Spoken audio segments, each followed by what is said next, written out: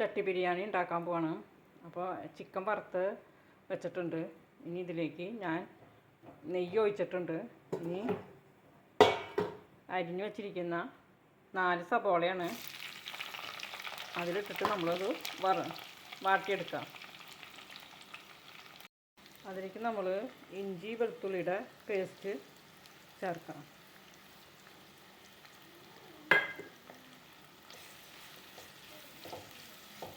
ഇട്ടൊന്ന് വാട്ടി കൊടുക്കാം. ചട്ടി ബിരിയാണി ഒരു പ്രാവശ്യം ഞാൻ ഉണ്ടാക്കിയിട്ടുണ്ട്. ചട്ടി ബിരിയാണി നല്ല ടേസ്റ്റായിരുന്നു.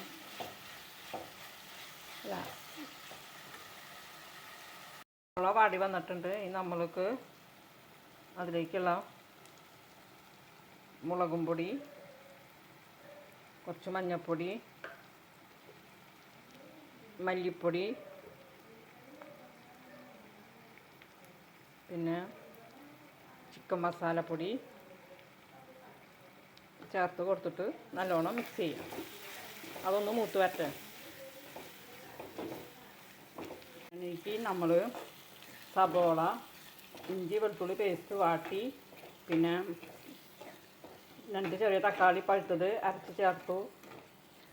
ഇത് വാട്ടി കഴിഞ്ഞിട്ട് ഞാൻ മുളകും പൊടി, മല്ലിപ്പൊടി, മഞ്ഞൾപ്പൊടി, ചിക്കൻ മസാലപ്പൊടി ചേർത്ത് എണ്ണ തെളിയുന്നത് വരെ ഇളക്കിയെടുത്തിട്ടുണ്ട്.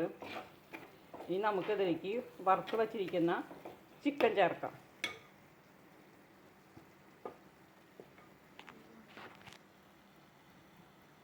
ഇതിലേക്ക് നമ്മൾക്ക് വറുത്ത് വെച്ചിരിക്കുന്ന ചിക്കൻ ചേർത്തു. ഇനി അത് നല്ലോണം ഇളക്കി യോജിപ്പിച്ചിട്ട് ഇതിൽ തന്നെയാണ് അരിയിട്ട് വേവിക്കുന്നത് ചട്ടി ബിരിയാണി ആക്കാനായിട്ട്. അപ്പോൾ ഇത് നല്ലോണം വന്നിട്ടുണ്ട്. ഇനി കുറച്ച് ആവശ്യത്തിന് ഉപ്പിട്ട് കൊടുത്തിട്ടുണ്ട്. ഇനി കുറച്ച് വെള്ളം ഒഴിക്കുക. മസാലക്കൂട്ടൊക്കെ നല്ലോണം വഴണ്ട് വന്നിട്ടുണ്ട്. ഇനി നമുക്ക് അരി വേവാനായിട്ട് കുറച്ച് വെള്ളം ഒഴിക്കുക.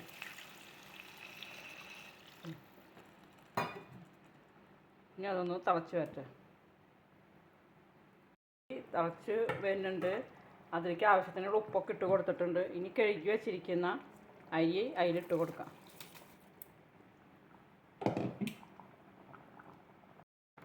പിന്നെ അരി ഇട്ട് കൊടുത്തു. ഇനി നമ്മൾ നല്ലോണം ഉപ്പൊക്കെ കറക്റ്റ് ആക്കിയിട്ടുണ്ട്. നല്ലോണം മിക്സ് ചെയ്ത് കൊടുത്തിട്ട് നമ്മൾ അടച്ച് വെച്ചിട്ട് ഒരു 15 മിനിറ്റ് വേവിച്ചെടുക്കാം. അപ്പോൾ നല്ല ചട്ടിയിലുള്ള നല്ല ദം ബിരിയാണി റെഡി കിട്ടും നമുക്ക്.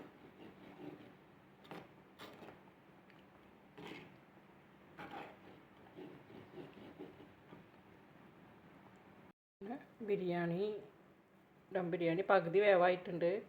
അപ്പോൾ നമ്മൾ ഇനി അതിലേക്ക് ഇത്തിരി മല്ലിയില തൂവി കൊടുക്കാം.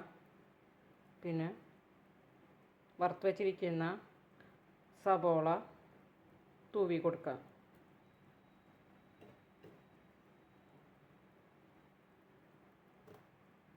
എന്നിട്ട് നമ്മളൊരു 10 മിനിറ്റും കൂടി അടച്ചു വയ്ക്കുക.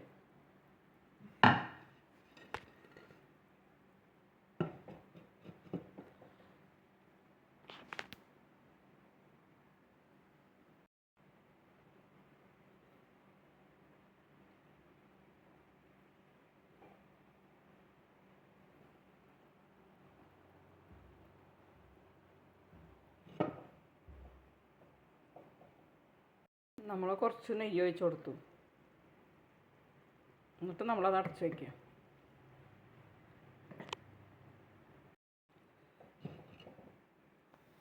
അങ്ങനെ നമ്മുടെ ചട്ടി ബിരിയാണി റെഡി ആയിട്ടുണ്ട്.